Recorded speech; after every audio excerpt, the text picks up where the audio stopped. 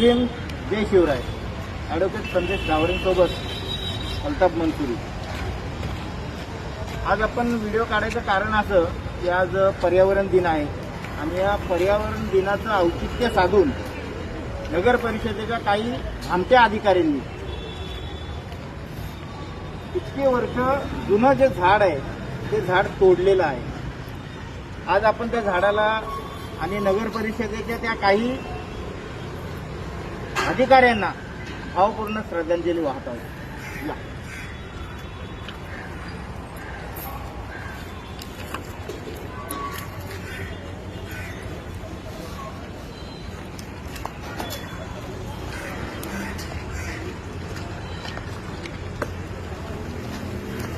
गेले अनेक वर्ष या झाडाने गोर गरीब तिथे येणाऱ्या रुग्णांना सावली देण्याचं काम केलं.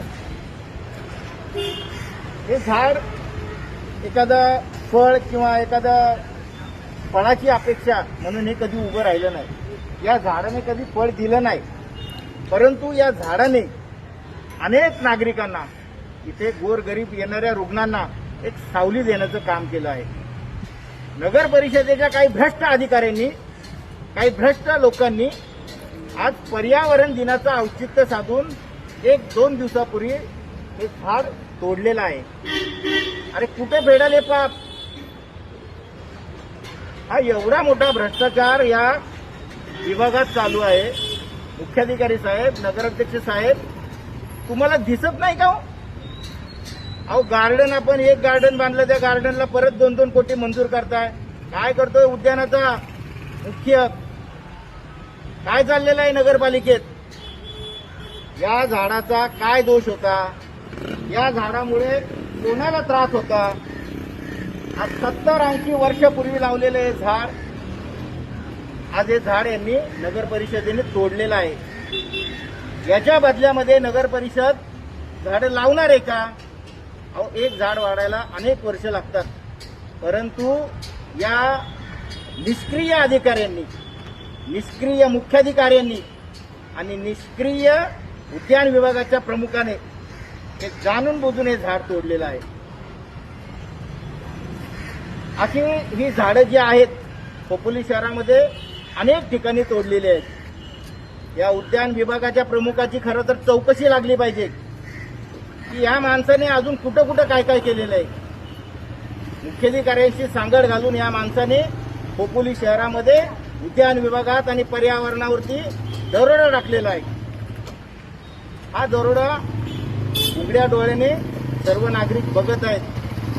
नगराध्यक्ष साहेब, तुमच्याकडून आम्हाला खूप अपेक्षा आहे आणि तुमच्या काळामध्ये, तुमच्या चालू कारकिर्दीमध्ये जर हे असे प्रकार होत असतील, एवढी जुनी जुनी झाडं जर तोडली जात असतील, तर ते तुमच्या प्रतिमेला शोभत नाहीये. याच्या विरुद्ध तुम्ही काहीतरी कारवाई केली पाहिजे.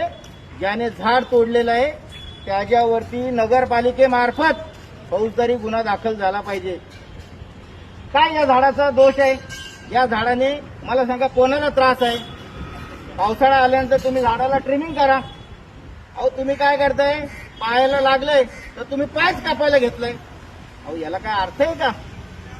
नगराध्यक्ष साहेब, परत एकदा मी तुम्हाला अपील करतो, या प्रकरणाची सखोल चौकशी करून जे दोषी असतील, जे दोषी असतील, अधिकारी असो, उद्यानाचा प्रमुख असो, त्यांच्यावर कायदेशीर फौजदारी कारवाई झाली पाहिजे.